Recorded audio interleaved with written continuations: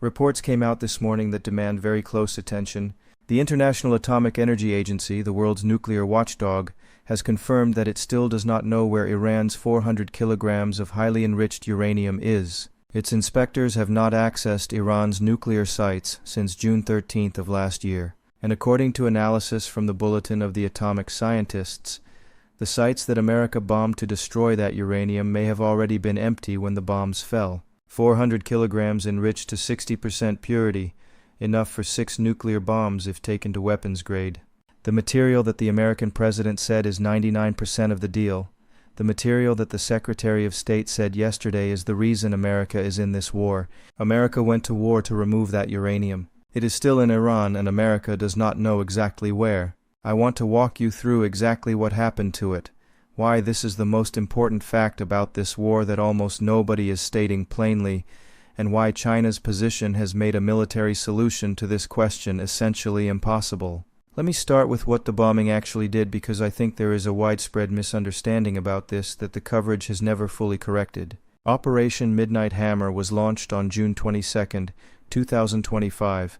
American stealth bombers dropped massive ordnance penetrators, the largest conventional bombs in the American arsenal, on 3 primary targets: Natanz, Fordow, and Isfahan. These are Iran's main nuclear sites.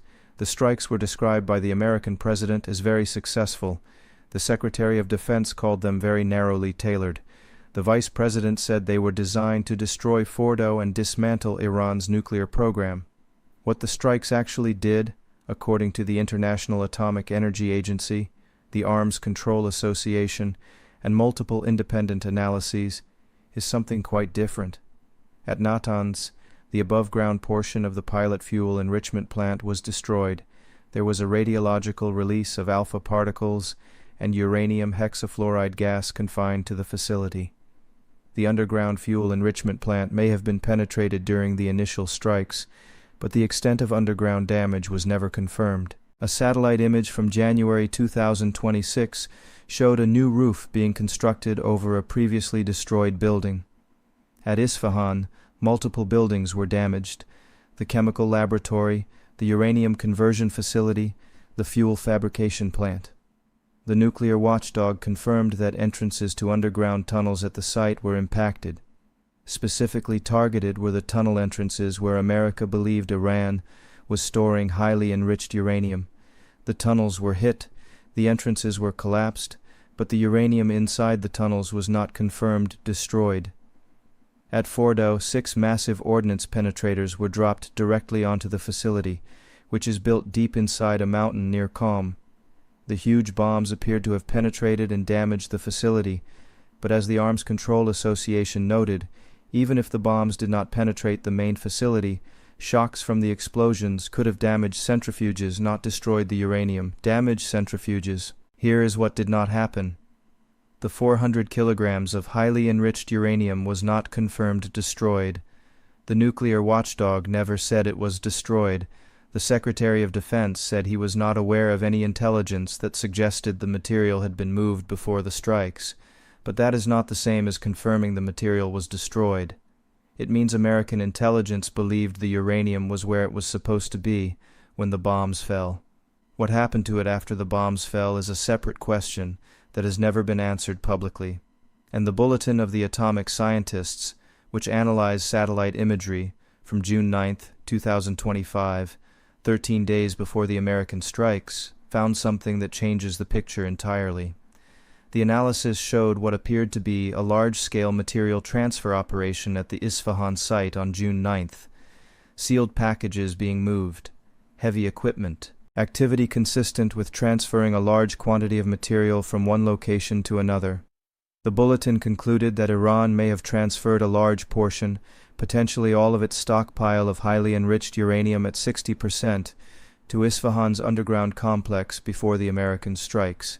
If that analysis is correct, the enrichment vaults at Natanz and Fordow were probably empty before the American bombs fell. America may have destroyed the buildings while the material they were trying to destroy had already been moved.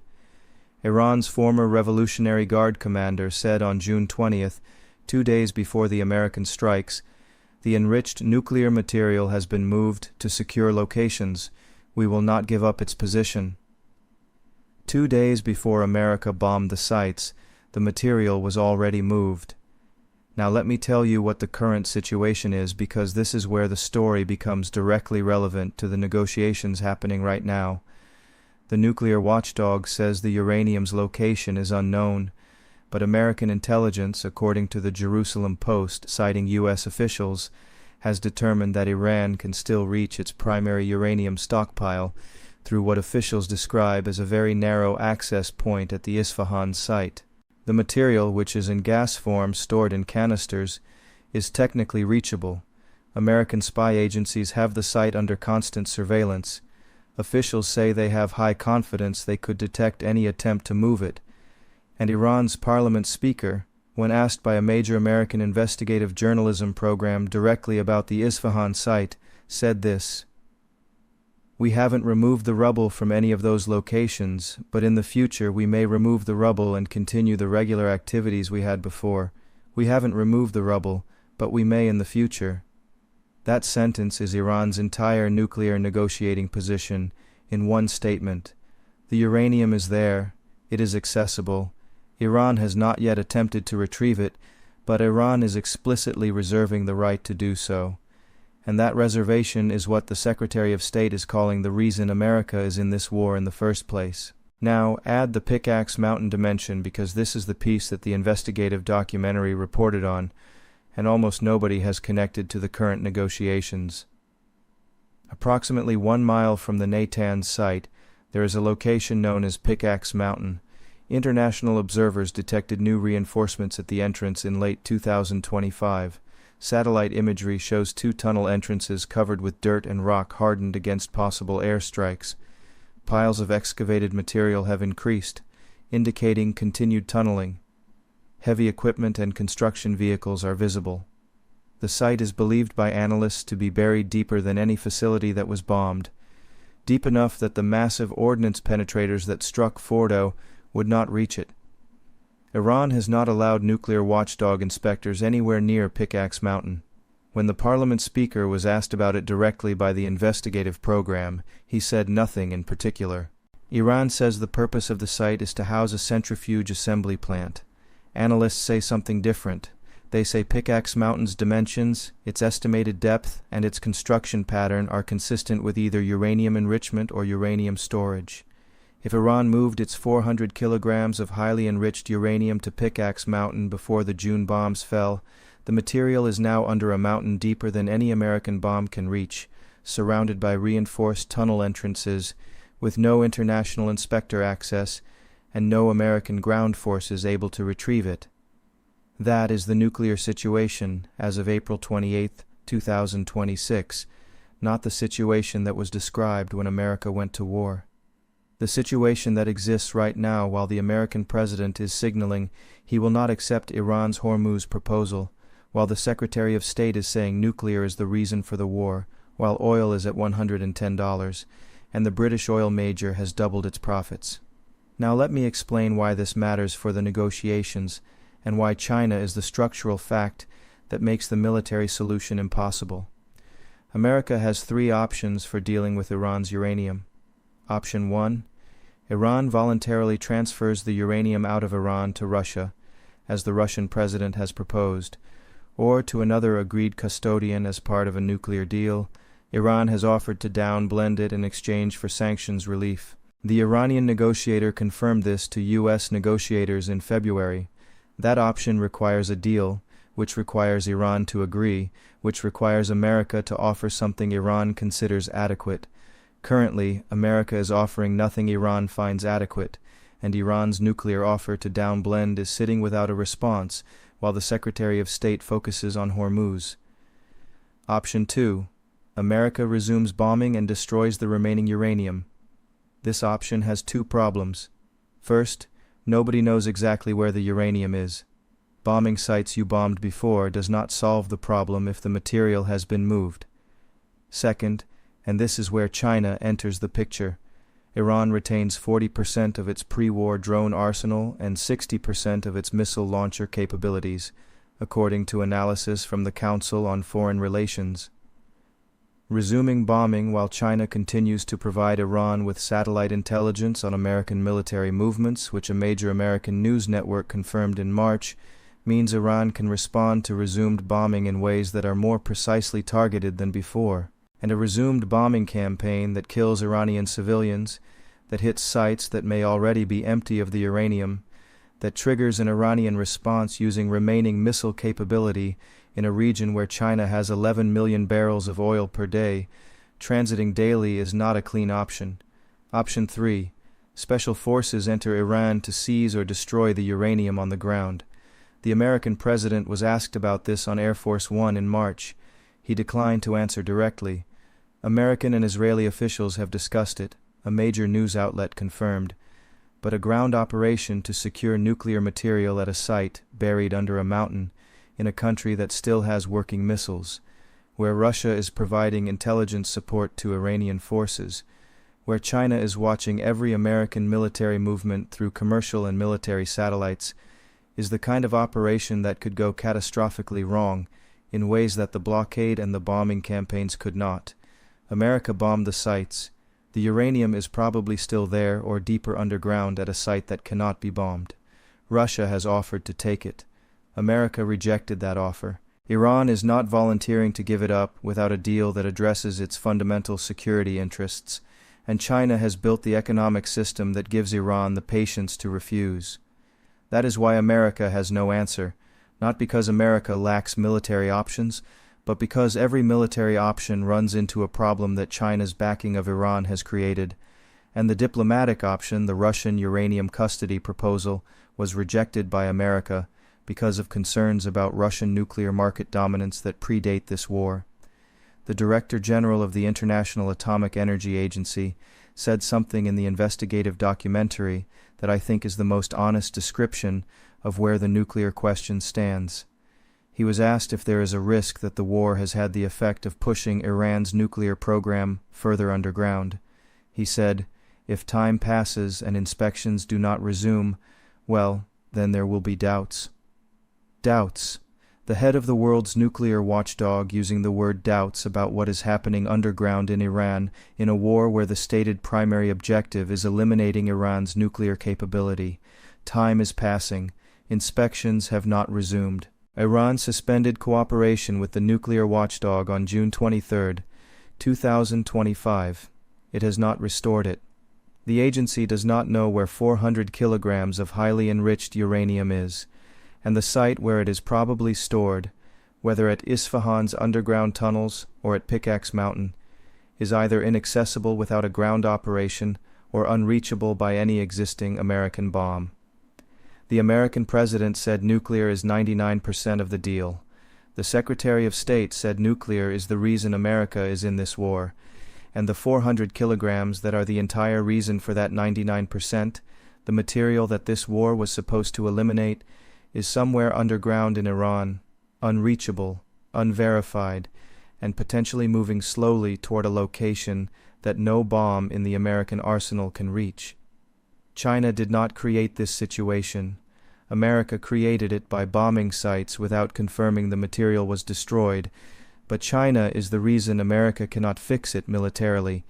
As long as China buys Iran's oil, Iran's government can sustain the stalemate. As long as China provides satellite intelligence to Iran, American military operations carry greater risk than they would otherwise. As long as China and Russia veto United Nations resolutions that would force inspector access back, the verification gap grows wider. And as long as that verification gap exists, the 400 kilograms of uranium that this war was supposed to eliminate remains exactly where it is, underground, inaccessible, intact. The Secretary of State called the Hormuz proposal unacceptable. The American president signaled rejection. Oil is at $110. The British oil major doubled its profits. And somewhere under a mountain in Iran, 400 kilograms of highly enriched uranium is sitting exactly where it was before America started bombing. America went to war to remove that uranium. The uranium is still there, and America has no answer for how to get it out. Watch what happens next when that reality becomes impossible to avoid stating publicly. Because the moment the American president has to explain to American voters paying $4.11 a gallon why the war is continuing and the uranium is still there, is the moment this war enters its final phase, whatever that phase looks like. Let me add one dimension that I think makes this story more concrete, because numbers and locations can feel abstract. Let me tell you what 400 kilograms of uranium enriched to 60% actually means in practice, because I think most people watching the news have heard the phrase highly enriched uranium without a clear picture of what it is. Uranium enriched to 60% means 60% of the uranium atoms in the material are the fissile isotope uranium-235, the kind that can sustain a nuclear chain reaction. Natural uranium is less than 1% uranium-235. Weapons grade is 90% or above. 60% is not weapons grade, but it is the second highest enrichment level Iran has ever achieved, and it is, in the words of nuclear physicists, a short technical step from weapons grade. To get from 60% to 90% requires running the material through additional enrichment centrifuges for a limited time. Analysts have estimated this breakout timeline at somewhere between 2 weeks and several months, depending on how many functioning centrifuges Iran has left, and whether the infrastructure to run them is intact. Before the bombing, Iran had enough 60% material for approximately 6 bombs if further enriched. After the bombing, the centrifuges at Natanz and Fordow were damaged, but if the 400 kilograms was moved before the bombs fell, as the Bulletin of the Atomic Scientists' Analysis suggests, then only the centrifuges were set back. The material itself remains available. Iran's parliament speaker said they may remove the rubble and resume activities. If the rubble at Natanz is cleared, if centrifuge production resumes at Pickaxe Mountain, as analysts suspect it was before the bombing, then Iran's path back to a nuclear weapons capability runs through the same material that is currently entombed at Isfahan or Pickaxe Mountain. The bombing did not destroy that path, it made it longer. How much longer is the question that the nuclear watchdog cannot answer because it has no access. The Director General said doubts accumulate when time passes and inspections do not resume. The inspections have not resumed in 10 months. The doubts are accumulating, and America's strategy for preventing Iran from bridging the remaining gap to a weapon is a naval blockade, high oil prices, and demands that Iran voluntarily hand over the material or accept zero enrichment. Iran's response to that strategy is no, and China is buying the oil that gives Iran the economic runway to say no indefinitely. This is the nuclear arithmetic that the Secretary of State, when he says nuclear is the reason America is in this war, is refusing to state plainly. America bombed Iran's nuclear sites. The nuclear material is still there. America's options for removing it require either Iran's cooperation, which requires a deal, or military force, which runs into the problems I described. And the deal Iran is currently offering Hormuz without nuclear is being rejected because accepting it would reduce the pressure on the very problem the bombing failed to solve.